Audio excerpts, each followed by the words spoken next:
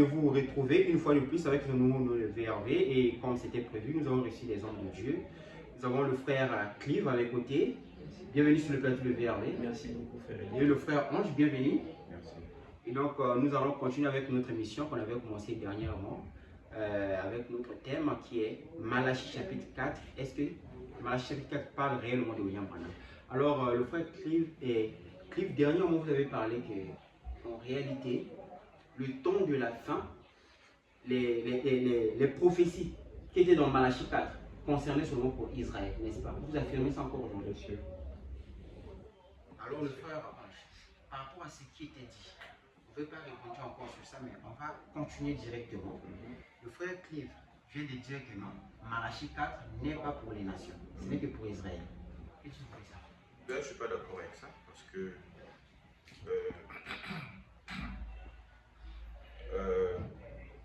Malachie chapitre 4 concerne bel et bien,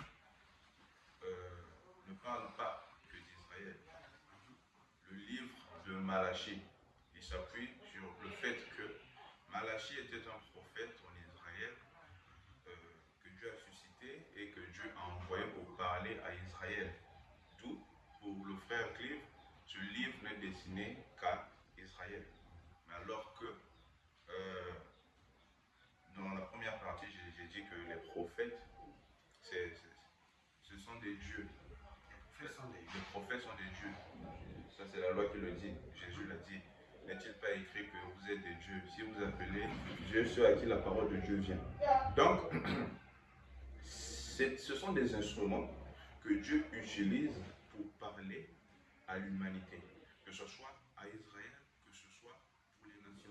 Pourquoi je le dis? Parce que si on lit par exemple une prophétie du prophète Isaïe, pourtant un prophète envoyé en Israël, Isaïe 56, ainsi parle l'Éternel, observez ce qui est droit et pratiquez ce qui est juste, car mon salut ne tardera pas à venir et ma justice à se manifester. Heureux l'homme qui fait cela, le Fils de l'homme qui demeure ferme, gardant le sabbat pour ne point profaner, veillant sur sa main pour ne pas commettre mal.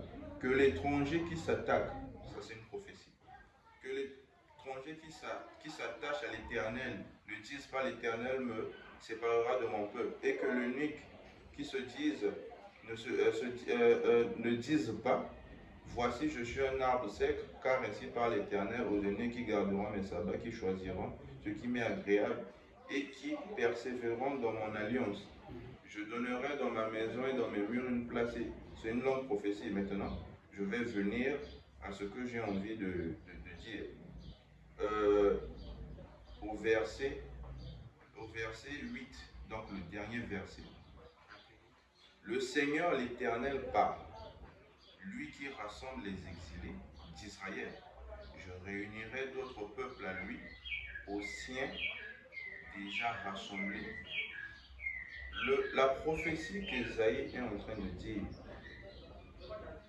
dans le thème biblique ici est destinée à tous les peuples appelés. Ce n'est pas à Israël. Pourtant, c'était un prophète suscité en Israël.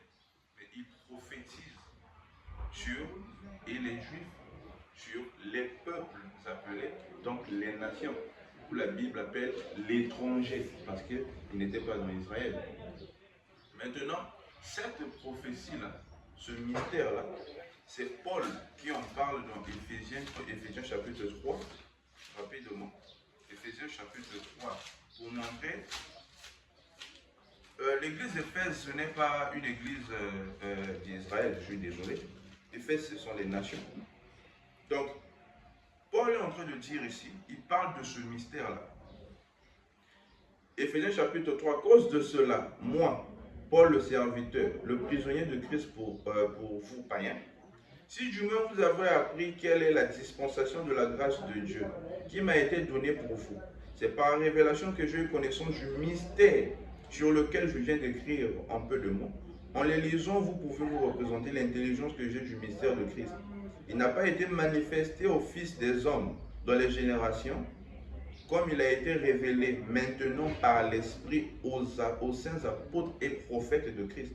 Ce mystère, c'est que les païens sont co-héritiers, forment un même corps et participent à la même promesse en Jésus-Christ par l'Évangile. Et donc, ce mystère que Paul est en train de dévoiler, c'est quelque chose qui se trouvait déjà dans les textes que lisait Israël. Paul a parlé dans Hébreux 4 du repos. Hébreux 4, le repos dont Paul est en train de parler, ne concernait pas seulement Israël. Le repos, c'est Jésus-Christ, c'est le Saint-Esprit. Jésus dit, venez à moi, vous qui êtes fatigués, je vous donnerai le repos. Et ce repos-là, Paul est en train d'expliquer, la personne, le prophète qui a parlé du repos, c'est Josué, c'est promis par Moïse. Et Josué parle au peuple que dans la loi, il y a un repos que l'Éternel a promis. Ça, c'était dans le domaine physique. Mais dans le domaine spirituel, lorsque Paul vient, il dit que ce repos-là, c'est Jésus-Christ, c'est entrer en Christ, faire partie du corps mystique de Christ. C'est ça le repos, le baptême du Saint-Esprit. Mais le baptême du Saint-Esprit n'est pas une promesse qui concerne Israël seulement. Le baptême du Saint-Esprit, c'est une promesse qui concerne tout le monde. Acte 2, 38. En aussi grand nombre que le Seigneur notre Dieu les appellera, donc que ce soit Israël, que ce soit les nations, le repos dont a parlé Josué ne concerne pas seulement le peuple d'Israël. Maintenant, retournons sur Malachie 4. Voilà. Ça, c'est pour rebondir à ce que le frère Cliff s'appuie, comme quoi, comme ce prophète-là est suscité en Israël, donc tout ce qu'il dit ne concerne que le peuple d'Israël, c'est faux, parce qu'il y a Daniel, il y a Ézéchiel, il y a Jérémie, il y a des prophètes dans les Zacharie, des gens qui ont parlé, qui ont prophétisé des choses qui n'ont rien à voir avec Israël. Maintenant, pour revenir sur Malachie 4, Malachie 4, le frère Cliff nous affirme que Malachie 4, la deuxième partie, ramener le cœur des enfants au Père, concerne, il a dit que cette deuxième partie, c'est Apocalypse chapitre 11. Pourquoi je ne crois pas ça? Simplement parce que il est bien dit, Malachie 4 est bien précis ici. Malachie 4 ne parle pas de deux témoins. Malachie 4 ne parle pas de deux témoins. Malachie 4 parle d'Élie, le prophète, au singulier. Voici, je vous enverrai Élie, le prophète, avant que le jour de l'Éternel arrive, ce grand jour redoutable. Il ramènera le cœur des pères aux enfants. Il. Donc on ne peut pas parler de deux témoins. Lorsqu'on parle de il, on parle d'un individu, d'une personne. Et donc, pourquoi j'affirme que Malachie 4, la deuxième phase, c'est William Branham? Simplement à cause du ministère auquel il a été doté. À cause du ministère lequel a été doté par son travail qui dit de ramener le cœur des enfants à leur père. D'accord, on va revenir à l'appel du Saint-Esprit, vous avez Isaïe, tout ça là, l'épouse des nations, tout ça là. Le frère Climat. Ok, je dirais d'abord merci au frère Ponge parce qu'il nous a très bien édifié sur ce qu'il a dit. Je bénis le Seigneur pour cela. Mais là où moi j'aimerais revenir, c'est Malachie n'est pas différent des autres. Ils sont tous juifs. Ça c'est une chose qui est vraie. Tous les prophètes de l'Ancien Testament sont juifs. En dehors peut-être de Job qui n'était pas juif. Tous sont juifs. Mais le message que chacun recevait se dirigeait vers certaines personnes par rapport au message que Dieu leur donnait. Ésaïe a par exemple prophétisé qu'une vierge enfantera. Ça concerne une vierge qui sortira d'Israël. On ne pourrait pas dire que cette vierge viendra des nations, non. C'est une prophétie qui est ciblée à Israël. Il dit dans Ésaïe 53 qu'il sera méprisé, homme de douleur, habitué à la souffrance. Ça parle de la compassion et du calvaire. Je ne sais pas si je me fais bien comprendre. Ça ne parle pas d'un Jésus qui viendra des nations, non. C'est un Jésus qui naîtra sous la loi de la postérité de David selon la chair. Mais non, là où le frère parle d'Ésaïe 56 au verset 8, le prophète Ésaïe précise bien au verset 8, le Seigneur l'Éternel parle, lui qui rassemble d'un côté les exilés d'Israël, je réunirai d'autres peuples à lui. Ésaïe précise que dans le verset 8, il y a d'un côté les exilés d'Israël, mais de ces exilés d'Israël-là, je rajouterai d'autres peuples. Ce qui veut dire que cette même prophétie concerne les exilés d'Israël et d'autres peuples qui s'y rattacheront. Il y a différence avec Malachie. Malachie 1:1 nous dit « Oracle de l'Éternel, reçu pour Israël par Malachie ». Et Malachie 4, 5, 6, on ne dit pas, comme dans Ésaïe 56, 8, que ça appartient à une partie des exilés d'Israël et de l'autre pour d'autres peuples. Non. Et il a bien dit quand il a... Le problème, c'est la précision. D'accord. Il a bien dit quand il a dit, par exemple, le frère qui va dire dernièrement, que la deuxième phase, donc Malachie 4, 6, c'est l'un des témoins d'Apocalypse 11. Il a affirmé que la Bible ne parle pas de deux témoins, la Bible parle d'un seul Élie le prophète. Je dis amen à ce qu'il a dit. Pourquoi? Parce que Malachie 4, 5, 6 nous dit quoi? Je vous enverrai Élie le prophète. Il ramènera. Il. La Bible met ce il au singulier. Ce qui veut dire le il qui doit ramener les deux phases, c'est une seule personne. Parce que si j'emploie les mots que le frère Ange a utilisés, il a dit ça ne peut pas être deux personnes, ça doit être une seule personne. Parce que la Bible dit il au singulier. Donc, si je m'appuie à ce que lui vient de dire, il dit en quelque sorte, Malachie 4, 5, 6, c'est une seule personne qui fait deux choses. Pas deux personnes qui font deux choses, non. Il dit c'est une personne qui fait deux choses. Maintenant, expliquez-moi. Moi, ce que je voudrais savoir, c'est ça. La précision qu'il a donnée dans Ésaïe 56 au verset 8, c'est clair. Exilés d'Israël, d'autres peuples, les rassembler. Ok. Mais qu'il me montre dans Malachie 4, 5, 6, où, premièrement, il y a une partie des exilés, une partie d'autres peuples. Et la deuxième des choses, c'est me montrer, là-bas c'est au singulier. Mais comment une fois se fait par Jean-Baptiste et une autre se ferait par William Marion Branham? Comment se fait-il, se fera-t-il? Parce que c'est il au singulier, comme il lui a dit, ce ne peut pas être deux personnes, une seule personne. Merci beaucoup. Une très belle question. Donc, le frère Ange, le frère Clive était clair. On fait maintenant des réponses. Afin d'édifier le peuple qui est en train de nous suivre. En direct et sur VRV. En fait, le problème qui se pose ici, est que nous ne débattons pas sur la Bible comme des gens qui ont étudié.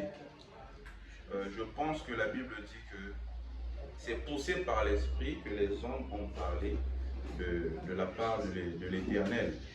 Et donc, mais s'il y a des éclaircissements, oui, pour éclairer le peuple de Dieu, s'il y a des noirs sur je me montre. Bien sûr, on a pour appui la Bible. Donc ça, je suis en train de le dire juste parce simplement pour ceux qui nous suivent. Il ne s'agit pas là d'un débat théologique, mais il s'agit ici d'un débat biblique. Et Christ, c'est la révélation. Ça veut dire les réponses sont bibliques. Les réponses sont bibliques. Ouais. Donc, donne-nous les réponses bibliques. D'abord, la question qu'il m'a posée dans la première partie, normalement, il a déjà eu sa réponse. Parce que je revienne encore à ce que Jésus dit ici concernant les Élis, que jusqu'alors semble un peu difficile pour lui. Je comprends bien son inquiétude, sa préoccupation et sa question. Il dit que comment il est dit Élie au singulier, cette promesse-là, de cette promesse sort deux personnes. Et Jean-Baptiste et l'autre qui doit venir. Mais quand on pose la question ici à Jésus dans Marc 9, verset 11, les disciples lui firent cette question. Pourquoi les scribes disent-ils qu'il faut qu'Élie vienne premièrement? les disciples parlent du singulier. Il leur répondit, Élie viendra premièrement et rétablira toutes choses. C'est toujours au singulier. Et pourquoi est-il écrit du Fils de l'homme qui doit souffrir beaucoup et être méprisé? Mais je vous dis qu'Élie est déjà venu et qu'ils l'ont traité comme ils l'ont voulu, selon ce qui est écrit de lui. C'est toujours au singulier que le Seigneur répond. Mais où est la promesse qui parle d'Élie qui doit ramener le cœur des pères aux enfants, ramener le cœur des enfants aux pères? Ce n'est que dans Malachie 4. Donc si le Seigneur lui-même répond comme ça, si le frère Clive était présent au moment où le Seigneur répondait, il posera la même question qu'il est en train de me poser au Seigneur. Maintenant, j'avance pour ne pas qu'on tourne autour du pot. Pourquoi Malachie chapitre 4, 5, ça ne peut pas être les deux témoins, c'est archi faux. Pourquoi? Parce que le travail que fera les deux témoins ici sont dans Apocalypse 11. C'est un travail bien signifié par la Bible. Ce n'est pas un travail que le frère Clive va penser et nous dire qu'il fera ceci, cela. Non, ils feront ceci, cela. Donc, ce sont les deux témoins d'Apocalypse 11. Non. L'Apocalypse 11 dit ceci. On me donna un roseau semblable à une verge en disant, lève-toi et mesure le temple, l'autel et ceux qui adorent. Mais le parvis extérieur du temple, laisse-le en dehors et ne le mesure pas, car il a été donné aux nations et elles fouleront au pied de la ville sainte pendant 42 mois. Je donnerai à mes témoins à mes deux témoins le pouvoir de prophétiser, revêtus de sac pendant 1260 jours.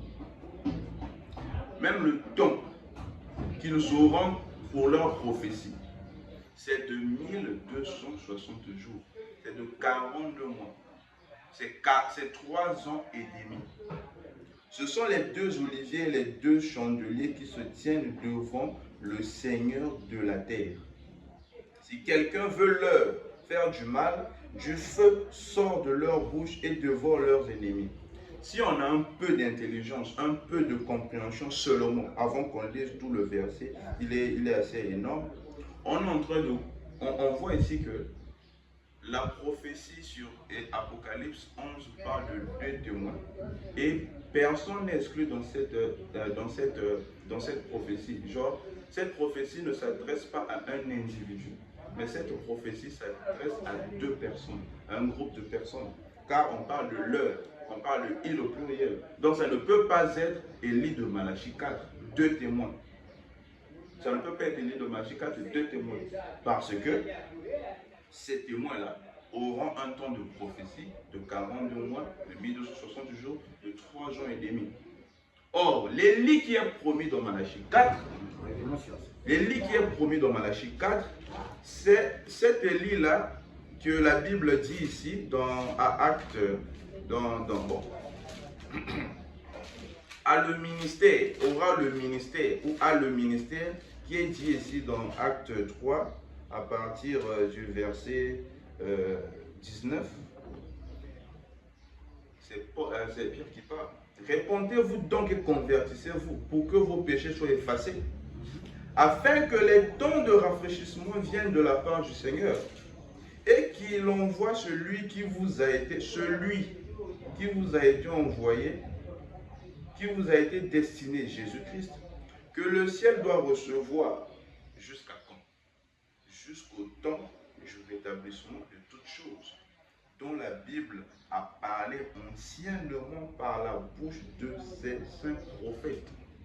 Le rétablissement de toutes choses que le Seigneur dit dans Marc 9, qu'Élie viendrait et rétablira toutes choses. Pierre, étant bien enseigné, après la mort, la crucifixion, le départ de Jésus, le renvoi du Saint-Esprit, réaffirme cela disant que le Seigneur est gardé au ciel jusqu'au rétablissement de toutes choses. Mais il donne encore un autre détail qui va venir, qui est bienvenu dans notre débat. Ce rétablissement de toutes choses a été annoncé par les saints prophètes de Dieu. Maintenant, on va voir ici sont les prophéties ou quels sont ces prophètes-là qui ont parlé de ce rétablissement de toutes choses? Je vais remettre d'abord la parole à Merci beaucoup. Franchement, aujourd'hui, c'est un très bon jour. Je crois que le peuple sera énormément béni. J'aimerais réagir sur ce que le frère Ange vient de dire. Je n'ai jamais dit dans mes propos que la deuxième parachie de Malachie 4, 6, la deuxième phase, c'était les deux témoins. Non. Je vais revisiter les émissions d'avant. J'ai dit c'est l'un des témoins. J'ai dit un a les caractéristiques d'Élie et l'autre a les caractéristiques de Moïse. Je voulais juste mettre cette précision-là. D'accord.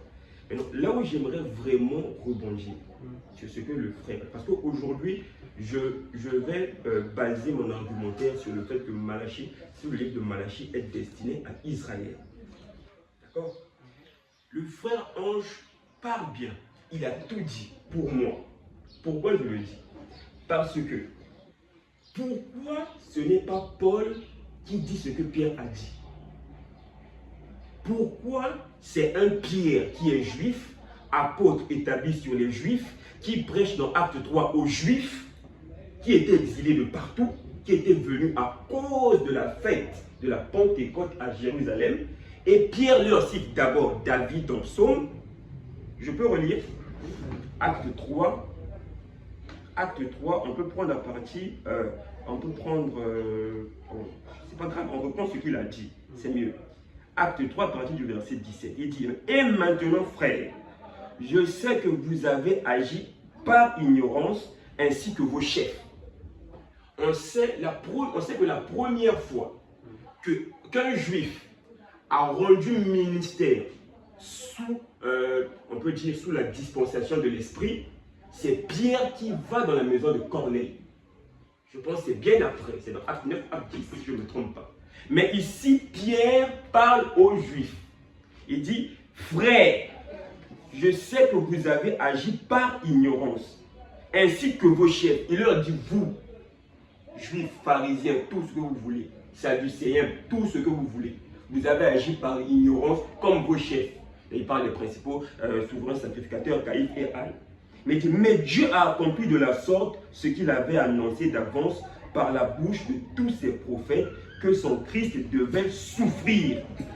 Répentez-vous donc et convertissez-vous pour que vos péchés soient effacés, afin que des temps de rafraîchissement viennent de la part du Seigneur et qu'il envoie celui qui vous a été destiné, Jésus-Christ.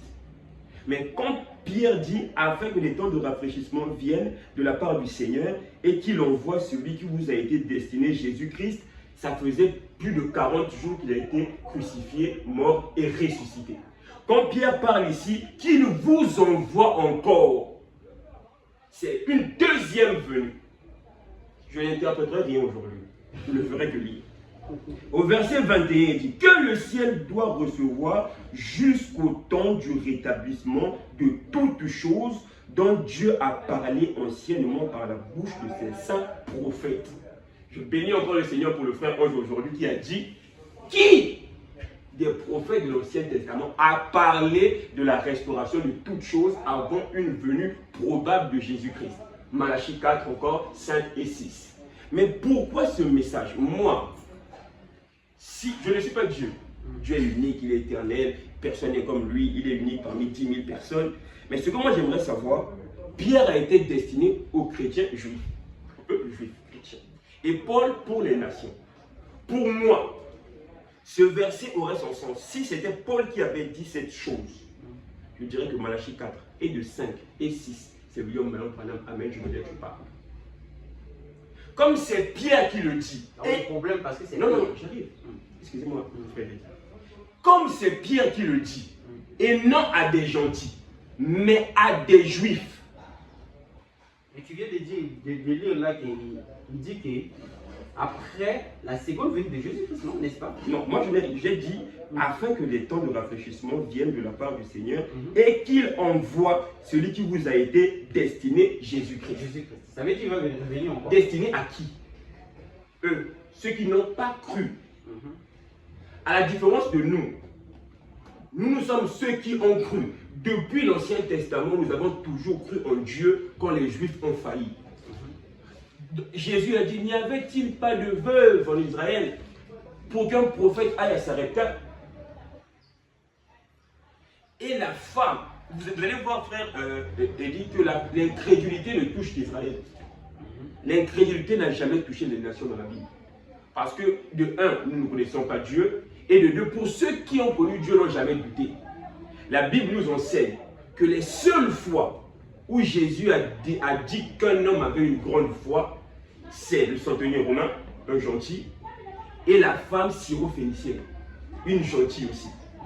Et à chaque fois qu'il parlait des Juifs, race de vipères, incrédules, vous n'êtes pas dignes d'être des fils d'Abraham. Parce que la chose qui caractérise la filialité avec Abraham, c'est la foi. Mais Pierre revient ici et leur dit, et il répète encore, il dit, Moïse a dit, le Seigneur votre Dieu vous suscitera d'entre vos frères un prophète comme moi, vous l'écouterez dans tout ce qu'il vous dira. Et quiconque n'écoutera pas ce prophète sera exterminé du milieu du peuple. Tous les prophètes qui ont successivement parlé depuis Samuel ont aussi annoncé ces jours-là. Vous êtes les fils des prophètes et de l'alliance de Dieu, que Dieu a traitée avec nos pères en disant à Abraham, toutes les familles de la terre seront bénies en ta postérité. C'est à vous, premièrement, que Dieu, ayant suscité son serviteur, l'a envoyé pour vous bénir en détournant chacun de vous de ses iniquités. Si ces paroles avaient été dites par Paul, parce que Paul, la majeure partie de son temps, quand il prêchait, il parlait aux gentils. Il y avait des temps où il parlait aussi aux Juifs. Mais si Pierre, qui parle aux Juifs, leur rappelle une promesse qui concerne Malachie 4, ce qui veut dire, je réaffirme encore que Malachie 4 ne concerne pas les nations, concerne encore les Juifs. Et je bénis le Seigneur pour ce que le frère Ange a dit. Merci beaucoup. Merci beaucoup, le frère Clive, pour cette précision. Donc, je retourne vers le frère Ange. Le frère Clive est clair. Nous voulons des réponses. Claires et nettes. S'il y a des réponses, on donne des réponses aux questions. Ce que le frère Clive dit, ce ne sont pas des questions. Déjà.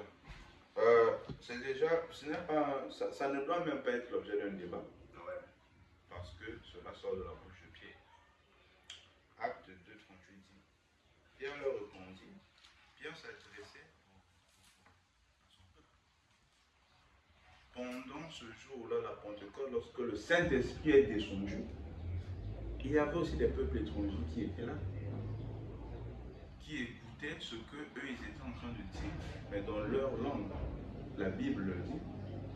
Lorsque les 3000 convertis que Pierre a fait pendant son discours, ils n'étaient pas tous israélites.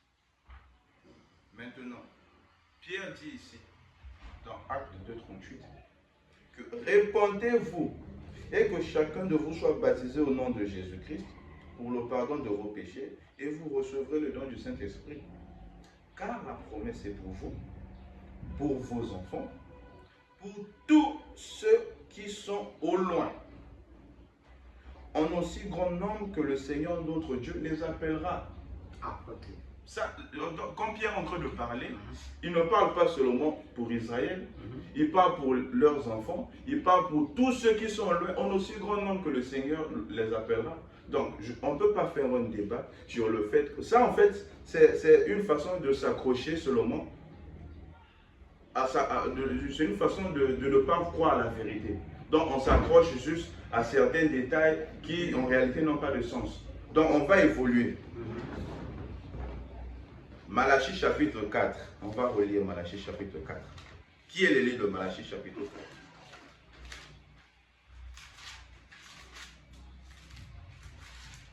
Voici, le jour vient, ardent comme une fournaise. Tous les hautains, tous les méchants seront comme du champ. Le jour qui vient les embrasera, dit l'Éternel des armées. Il ne leur laissera ni racine ni rameau, même pour vous qui craignez mon nom. Maintenant, là, on rentre dans le vif du sujet. Donc, avant ce grand jour redoutable qui vient, il faut qu'il y ait des gens qui craignent le nom du Seigneur. Maintenant, pour vous qui craignez mon nom, se lèvera le soleil de la justice et la guérison sera sous ses ailes. Pour vous qui craignez mon nom. Pour vous qui craignez mon nom, se lèvera le soleil de la justice. Qui est le soleil de la justice si ce n'est pas Dieu lui-même? Car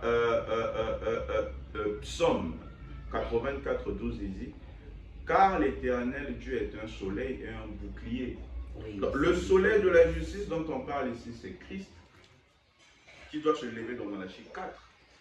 On dit que la guérison sera sous ses ailes. Dans cet élite de Malachie 4, dont il est question, cet élite de Malachie 4, dont il est question, doit produire deux choses. On doit voir deux choses, deux caractéristiques liées à la Bible. On doit voir le soleil de la justice qui doit se lever, et on doit voir la guérison sous ses ailes. Maintenant, encore une fois, là où le frère Clive s'appuie sur des fables, si on revient en lisant Apocalypse 11, que ceux qui écoutent lisent à la maison Apocalypse 11, que le frère Clive en rentrant lise Apocalypse 11 je ne vais pas gagner l'autre là, pour ne pas prendre plus de temps, excusez-moi. Il n'y a aucune caractéristique de guérison parmi les deux témoins. Oui, je pense que le frère Clive avait dit que il ne pense pas qu'il avait dit que... Non, je dis ceci. Malachie 4, c'est les J'ai deux témoins, n'est-ce pas? écouté ce qu'il a dit. Oui, oui. Il a dit qu'il réaffirme que ce n'est pas les deux témoins. Ouais. Il avait dit Apocalypse 11. Que ceux qui suivent l'émission revoient la première partie. Apocalypse 11, ce n'est pas un individu. Apocalypse 11, c'est deux témoins. On ne peut pas dissocier cela. Maintenant, cette caractéristique-là, le soleil de la justice qui doit se lever, et la guérison qui doit être sous ses ailes, cette caractéristique, on ne le trouve nulle part dans Apocalypse 11. Apocalypse 11, les deux témoins, l'un va fermer les cieux, l'autre va parler et l'autre là. Donc, merci beaucoup, le frère Ange. Merci beaucoup. Je vois qu'on est déjà dans le temps. Et, nous allons continuer certainement après. Donc, un dernier mot rapidement pour boucler cette première partie. Je dirais que je remercie le Seigneur d'avoir reconnu Malachie 4. Il m'a fait grâce de reconnaître Malachie 4 et le message de Malachie 4. Voilà pourquoi je ne suis pas embrouillé ni tourmenté. Voilà pourquoi la Bible est très claire pour moi. Donc c'est simplement parce que j'ai reçu Malachie 4. Merci beaucoup le frère Ange. Le frère Clive, rapidement Un dernier mot. Ce que je dirais, c'est que je demanderai au peuple d'attendre la seconde partie. Parce que des vraies choses arrivent. Merci. Merci beaucoup.